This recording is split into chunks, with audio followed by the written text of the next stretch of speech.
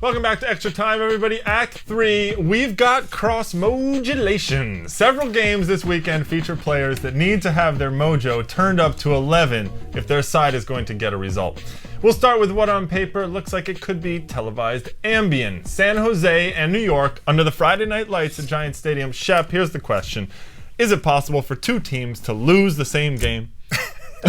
I'm still trying to get over that cross-modulation, but that's a generational thing. Yeah, Greg, I'd make the argument that both these teams, New York and San Jose, are desperate. Yeah. I mean, they both desperately need a win. So it may not be a thing of beauty, but I could see a wild 4-3 game. Well, that's the thing. On paper, it might not look so good, but actually on the field, these are two teams that are going to come out. They're going to have to press.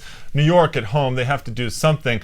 For me, I think that Dane Richards really needs to pick it up for the Red Bulls because somebody has to start providing Juan Pablo Angel with some service. And Richards is, for me, the guy who can get out wide on the right side, has the speed, start putting the ball into the box a little bit. Well, I think in theory you're right, but we still have to see it. This is a New York team that's only scored 5 goals in 8 games, one an own goal, Connell Smith off of Jay Heaps. So 4 real goals in 8 games, and I have Juan Pablo Angel, so Dane Richards could be a key. I think the key for San Jose, though, Alvarez has been their best player. He's got that ability on the left foot. He could cut to the inside. He could beat defenders 1v1. Huckabee out.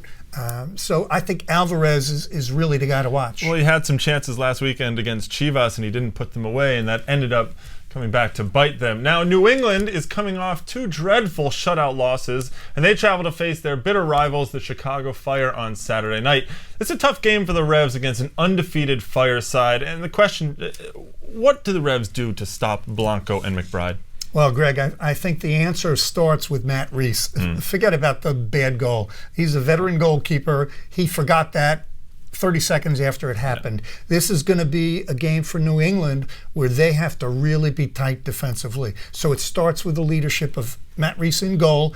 They're going to they have their work cut out for them, but I expect them to play hard on the defensive side. Yeah, they're going to have to stay very organized defensively as well because Chicago's really playing very well. I think that Patrick Nyako and his speed will be dangerous also. We always talk about Blanco and McBride, but Nyako does a lot of running off the ball that causes problems for other teams. Another game to look at, Dallas at Houston. They're playing for bragging rights in the Lone Star State. Now, I think there's a name for this rivalry, but I'm not really sure what it is because the rivalry has been so one-sided. Houston is 7-2-5 in all competitions against Dallas since they moved down to the Lone Star State. Now, that's not about to change anytime soon the way Dallas is playing. No, we'll come up with a name. It's a barbecue. They've been barbecuing Dallas. But Good point.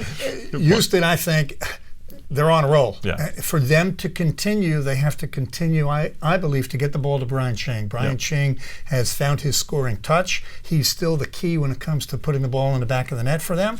I think Dallas is going to face a big challenge. Well, FCD, obviously, Kenny Cooper up top. He's the guy they're going to look to for the goals. But I think for them in back is where the real issue stands. They need Drew Moore to start playing like Drew Moore did a couple of years ago. He needs to take command of the defense for Dallas because that's been their biggest problem.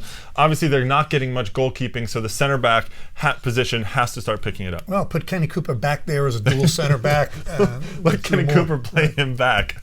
Well, finally on Sunday afternoon, it's a Pac-10 battle between Los Angeles and Seattle at Quest Field. Shep, many people were impressed by the Sounders' performance against Chicago. They went down a man with Freddie Montero's red card, and then they get the equalizer late.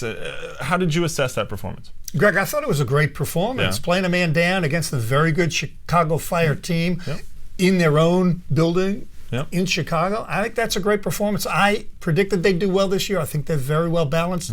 Keller in goal, Hurtado, Tyrone Marshall in the center, Alonzo sweeping. They have a load of talent. It's still a little early to be making big predictions. However, for this weekend's game, who's the key for Seattle? I think it has to be Nate Jaquab because with Freddie Montero out serving a suspension from the red card, Jake has been wonderful creating goals. He drew 5 Chicago Fire players to him on the tying goal that Tyrone Marshall got. Had a wonderful pass up in Toronto to Lundberg for his goal. So Jake has got to finish his chances. He only has 1 goal. I'd like to see him be a goal scorer as well as a provider. Well, the way Seattle plays at home, you've got to imagine that he's going to get a couple of goals even, and especially because Los Angeles played midweek and they're going to be a little tired. However, the Galaxy always have some weapons going forward especially. Well, that's all we have for you this week on Extra Time, but join us next week and we'll kick it around.